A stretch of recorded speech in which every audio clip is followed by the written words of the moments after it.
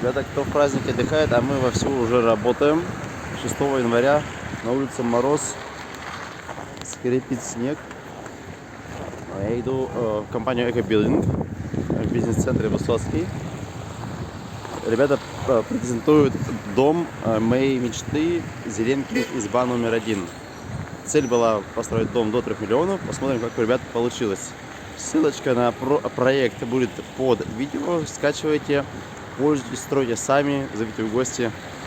Пойдем посмотрим.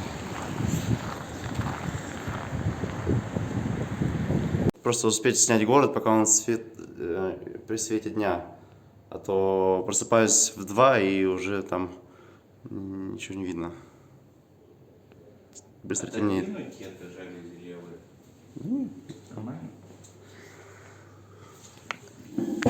Это прям на картинке уже тот дом, да, который будет? Да, да. Прикольно.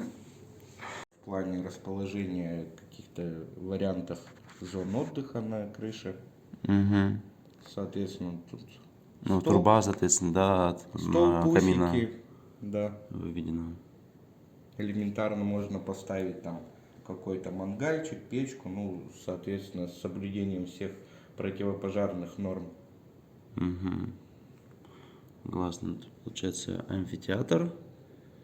Если Здесь у нас для подъема. Террасы. веранда, да, крыльцо, так скажем, переходящее амфитеатр и уже подъем на крышу. Войдя в помещение, мы попадаем в тамбур. Он у нас служит как тепловая отсечка. В зимний период, чтобы минимизировать проникновение холодных воздушных масс, когда мы входим, открываем помещение. Также он используется у нас как некая прихожая, где мы можем обувь, там куртку зимнюю повесить, откинуть. Далее мы попадаем в холл. С холла у нас, соответственно, есть несколько вариантов попадания в помещение. Если мы идем дальше прямо по коридору, мы попадаем в санузел. Тут у нас помещение 2, это совмещенная котельная, постирочная. Ну, также там можно установить раковину при необходимости, все что угодно. Соответственно, если мы идем направо с холла, мы попадаем с вами в кухню-гостиную. Объединенная планировка у этих помещений. То есть тут вариантов расположения мебели, техники масса. Ну, мы показали один из них. Угу. То есть кухня встает углом, тут же обеденный стол. С этой зоны у нас есть выход на нашу террасу, да, с которой мы попадаем там либо в сад, в огород. Также с нее мы можем подняться по амфитеатру, можем обустроить ее как зону отдыха, также расположив какую-то уличную мебель. Вариантов масса. Соответственно, в левой части дома у нас спальное помещение, довольно просторное, почти в 12 квадратов, и большая ванна. Ну, по мелочам капризы были учтены. Это узкое, но длинное окно над мойкой. Потом окно в ванной в пол, рядышком с ванной, ну, чтобы в шею не дуло, да, если над ванной ставить. Поэтому оно стоит рядом, чтобы можно было видеть солнечный свет, да, там во время процедур. В спальне, соответственно, окна тоже не над головой, а рядышком за тумбами, тоже в пол, узкие, вертикальные. Ну и, соответственно, большое тоже. Ну да, все эти моменты при желании можно легко поменять. Пара ветрозащиты, изоляции, посчитан гипсокартон, который мы будем закрывать снутри помещений стены для последующей чистовой отделки. Посчитана биоогнезащита, которой будет обработаны все деревянные материалы, деревянные составляющие. И также посчитана работа, то есть это монтаж фасада, монтаж каркаса самого, врезка-лак, монтаж полов, перекрытий, прочие вещи. Также посчитаны инженерные сети, Ну, уже в укрупненных расценках я имею в виду, что не расписана каждая позиция, а общий ценник выведен.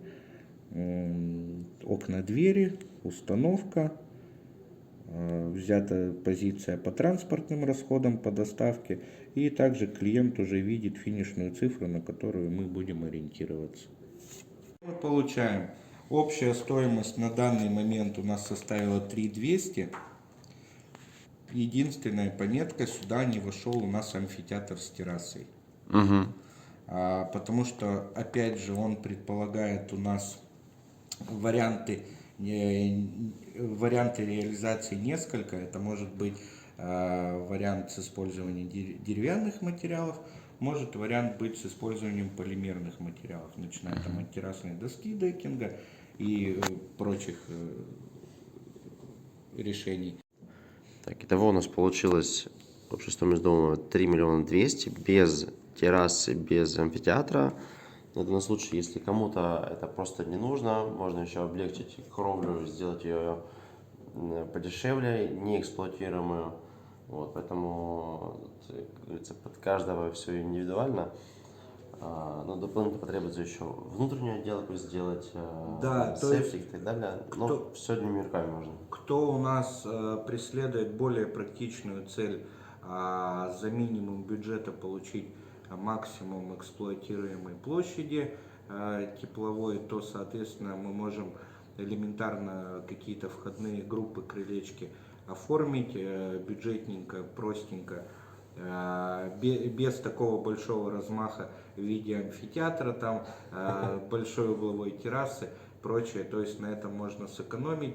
Точно так же, если не преследует человек цель, там, например, зоны отдыха на крыше и прочее, ему достаточно там ему и жене, там, подруге или другу, например, выйти просто позагорать на шезлонге. Можно также немножко облегчить чердачное перекрытие, сделать полуэксплуатируемую кровлю, так скажем. Вариаций исполнения данного проектного решения масса. Надо конкретно уже определять точки, риперы, так скажем, что нужно, что конкретно считать, и реализовывать эти задумки. В общем, тем не менее, для своего вывода делаю, что цель достигнута. В 3 миллиона можно сделать дом, ну, без выпендрежа, который я туда заложил, и крыши, и амфитеатр, и терраса. Вот, поэтому, ну, причем это получится красиво, как мы уже еще раз посмотрим.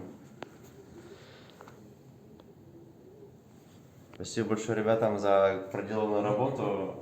Ссылочка на проект будет под видео. Говорю, спасибо, отличный проект. Вам спасибо, что обратились. Вот, поэтому, пожалуйста, используйте проект, стройте сами или с ребятами, приглашайте в гости, посмотрим. Надеюсь, за 2-3 года проект будет реализован, ну, либо мной, либо вами. И интересно посмотреть, как это будет в реальности. Еще раз спасибо, вам успехов. Вам тоже.